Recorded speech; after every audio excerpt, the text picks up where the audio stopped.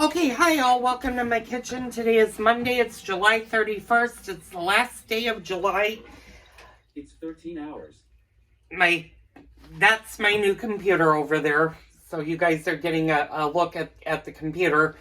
I don't usually have my iPad or and this happens to be my new MacBook Pro, is right here. I don't usually have this in the kitchen with me, but this time I needed to have it with me because it has the recipe that we're going to be doing today. Now, I know a lot of you guys just saw the peach series. I hope you guys enjoyed it. The peach slices came out amazing. They were very good. A little bit tart for me, and I think because I did not add the full amount of the sugar, and I used a lot more lemon juice than I probably needed to. They came out a little bit tart, but they were still very good. Even though my crust looked like it went to war and lost, it came out good. So, there are a few things that we need to do,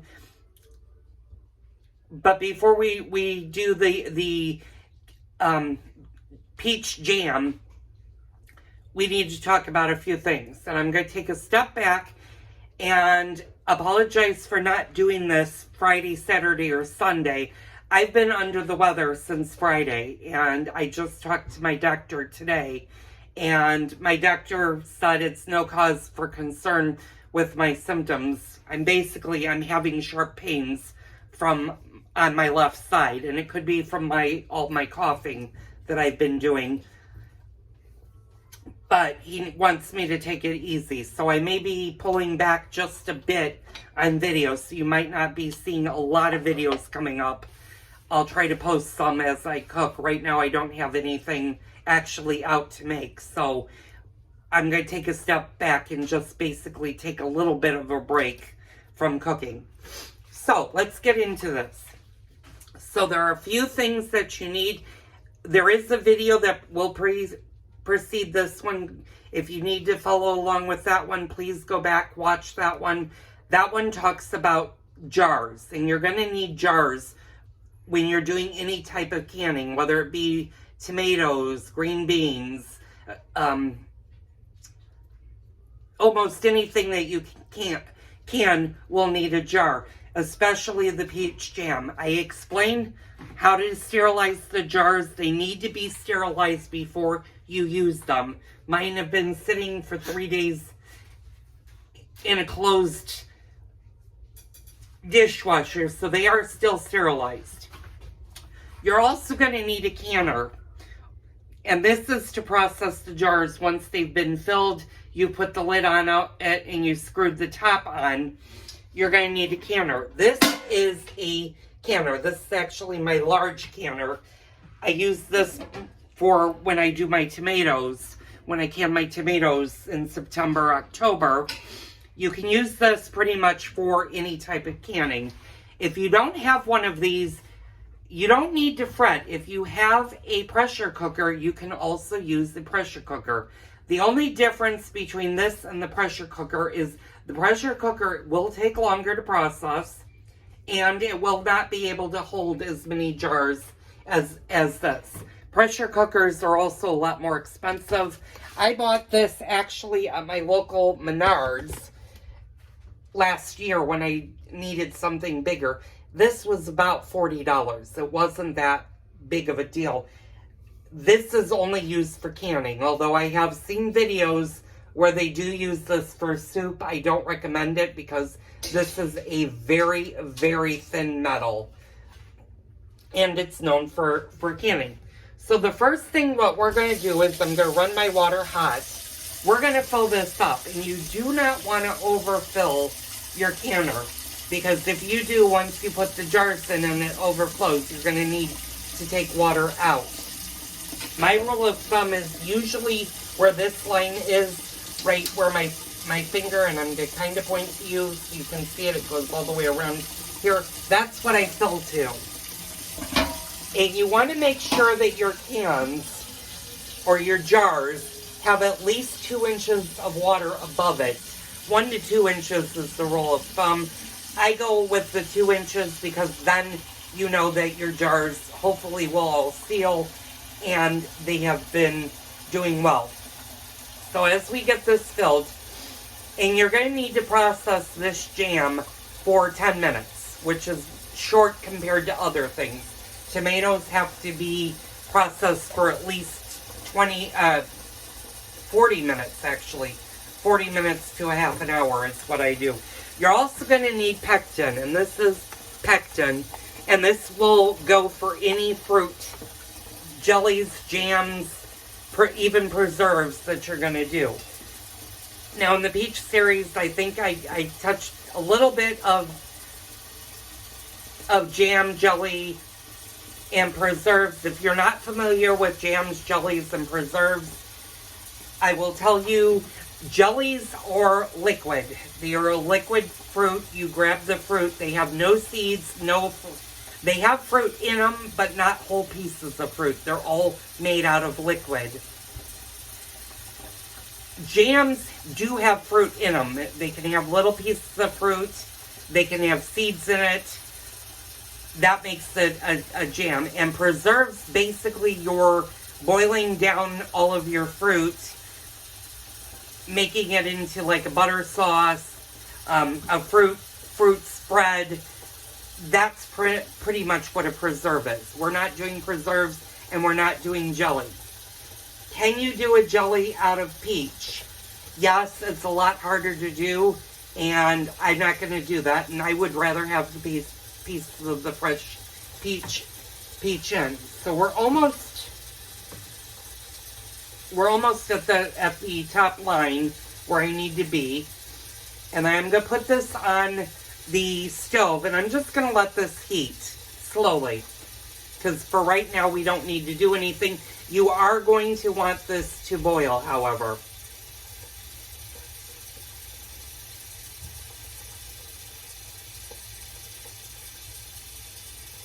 Actually, I take that back.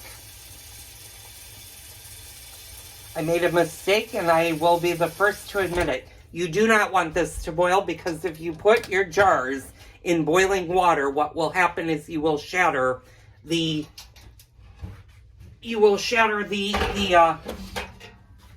ooh, and that's really hot. Okay, that wasn't even on the stove yet. So I'm just going to cover that and let it sit.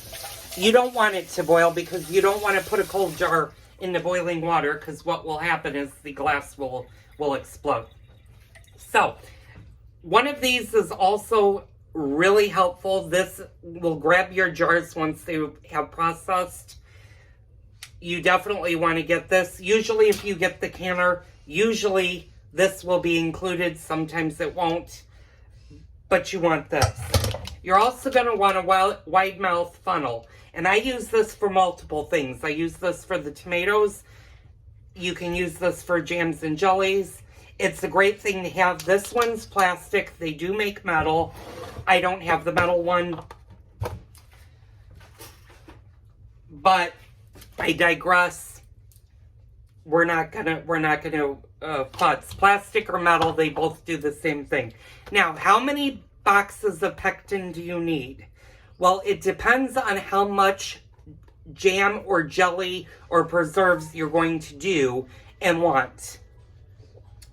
One box will make 6 8-ounce containers, or 8 8-ounce jars. Well, my jars are quarts, so I believe there's 16-ounce jars. So yeah, pardon me, I see there's 16-ounce jars. So you have to figure, if this makes 8 8-ounce jars, it's going to make 4 16-ounce jars. So what I'm going to do is I'm going to double this and get 8 jars. Now, I know I sort of touched base on what you can do when it comes to buying your jars. Usually when you buy the jars in a supermarket or Home Depot, not Home Depot, scratch that. I've never seen these at Home Depot. I have seen these at Menards. Or your local Ace Hardware carries them. You can Google, Amazon carries them. You want to act fast with your jelly jars. They usually will go the fastest.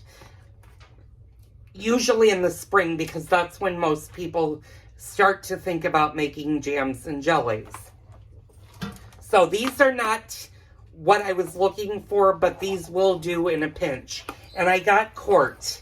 And that's going to be a little bit taller of a jar versus the 8 ounce. The 8 ounces is a half quart, or it's a pint. Actually, it's maybe a pint and a half. My mathematics is all off. Now, do you need to sterilize these? Some say yes, some say no. I would wash these. They don't need to be sterilized, however, because these do not touch any part of the jar. You do need to sterilize both the jars and the lids. And I know I've touched base in past videos. You cannot reuse the lid.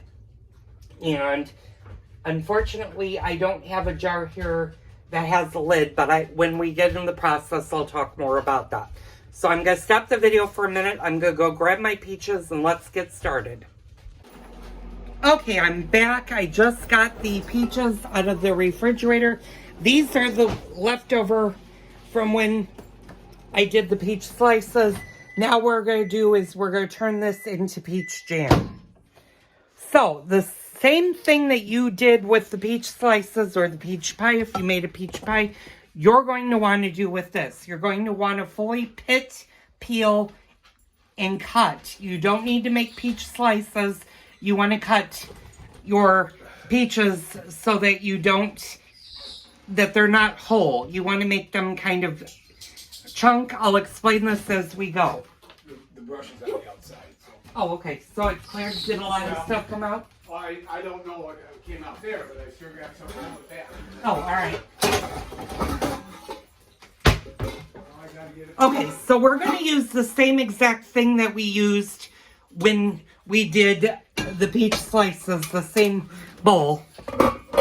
You don't really need a lid, but you are going to want something fairly large and fairly heavy when it comes to making the jam. And we're doing, like I said, we're doing a jam, and I explained a little bit earlier in the video what the difference between jam and jelly was. Since you guys have already seen this part, I'm going to stop the video.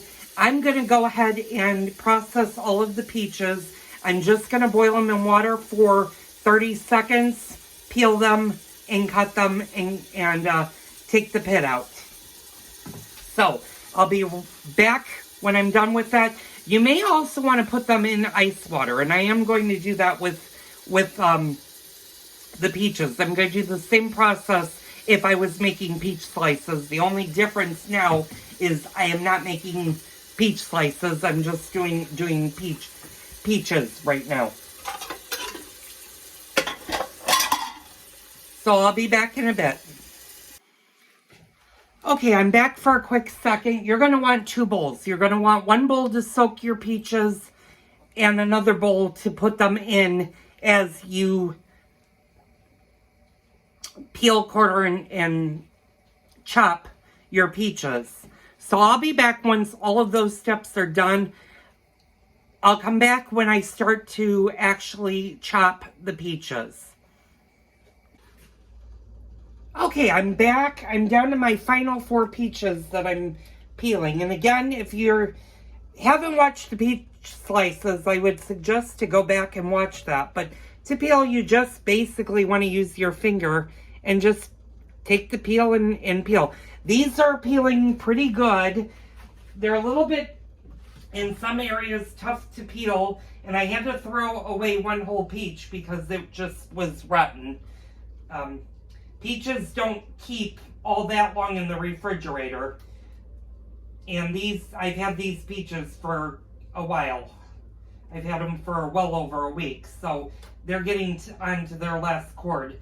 I'm not using all of the peaches. I stopped using the peaches because this recipe calls for 3 cups of peaches or 3 pounds, sorry, excuse me, 3 pounds of peaches, I'm doubling it, so I'm using 6 pounds. I probably have closer to 8 pounds of peaches that I'm going to work with, and that's just going to give me more fruit in the jam. And I do apologize. I've noticed in some videos, well, in quite a few videos, that I mispronounce something or I say the wrong thing. So if I do that with this, you'll know why. If I call it a jelly, it's not a jelly, it's a jam. If I say something that doesn't make any sense, ignore it. It's just how my brain works for some reason. So I'm finishing these last 2 peaches, and then we'll get to the next step. Now, I had to send my husband out. He needed to actually go get something for the dryer, and I'm going to go on a little bit different of a tangent, if that's the right word, for just a second. This is something that my husband and I have neglected to do for quite a while, and it's very, very, very important to clean your dryer vents. I did not realize how bad our dryer vent was getting until my husband went to dry some clothes Friday night, and he couldn't because both my dryer vent and my heating, we have a gas dryer. Unfortunately, that is so clogged up with lint and stuff that it needs a good clean out. My husband cleaned most of it out. I need to get somebody professionally in to clean the heater coil because that's on the inside of the dryer and stuff. But it's very, very important to do that so that you don't have a house fire. Unfortunately, one of my neighbors, when I was a kid, that's exactly what happened to her house. She was drying clothes. She decided to run out and run some errands, left the dryer running. Well, by the time she got back, her entire house was in flames. So always make sure you do that. That was just a different talk from me, Joel, just to be safe. Okay, so now all of the peaches have been peeled. I have not pitted them yet, so they're all sitting right there. They're all peeled. The one thing that you are going to want to do is if you don't have multiple pots, and unfortunately I'm limited on quart-sized pots, what you're going to want to do is you're going to want to dump out the water that you boiled for the peaches, and you're going to want to wash this because this now becomes the pot that you're going to need to use when making the jelly. And I'm going to do that in a few minutes. Actually, I'm going to do that fairly soon. We need to just get that all soaked up, washed, and that's what we're going to use for an ingredient. Now, for the next step, what you're going to want is you're going to want a potato masher.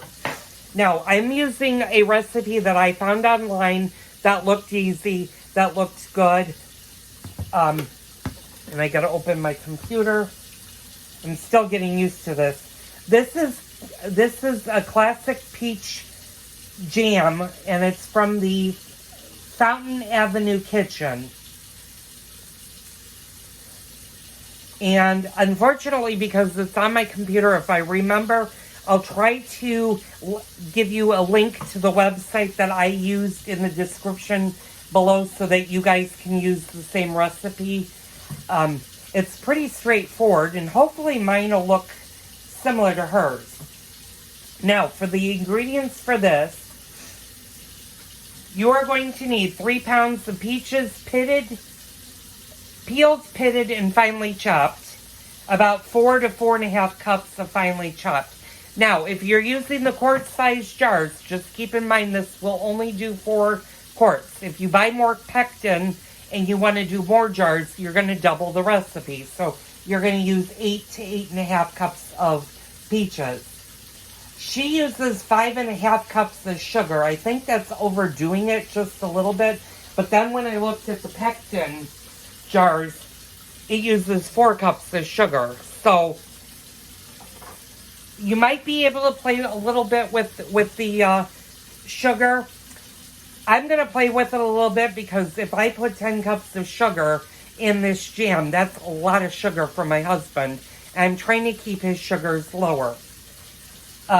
You want 2 tablespoons of fresh lemon juice. Can you use the bottled lemon juice? Yes, you probably can. And you want 1 box of fruit pectin. And she says she uses the 1.75, and I'll bring that in so you can see.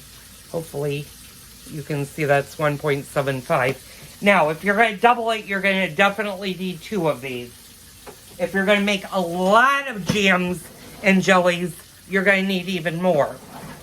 But I always say start in small batches. Don't go over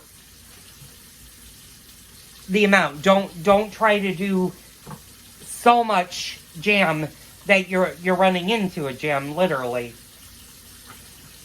So at this point, what I'm going to do is I'm going to stop the video for a second. I'm going to wash this out. I'm going to start pitting all of the peaches. I haven't gotten to that spot. At this time, when you go to start the pitting process, look over your peaches. If you see any bruises or bruising, you need to cut the bruises out at the same time that you pit them. And it makes it easier to do it. You don't want a bruise in your nice jam. So I'll be back in a bit and show you the next part.